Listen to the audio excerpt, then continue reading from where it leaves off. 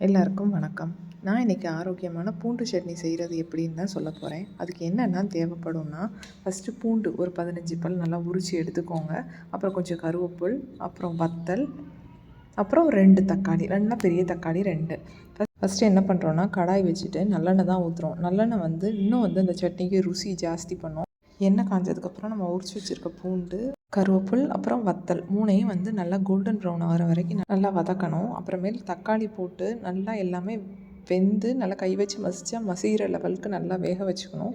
வெந்ததுக்கப்புறம் நம்மளுக்கு தேவையான அளவு உப்பு போட்டு மிக்ஸி ஜாரில் நல்லா அரைச்சிக்கிறோம்.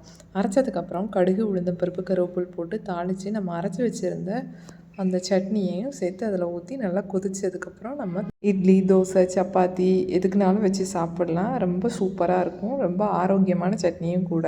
நீங்களும் ட்ரை பண்ணி பாருங்கள். உங்களுக்கு இந்த வீடியோ பிடிச்சிருந்துச்சுன்னா மறக்காமல் சப்ஸ்கிரைப் பண்ணுங்கள்.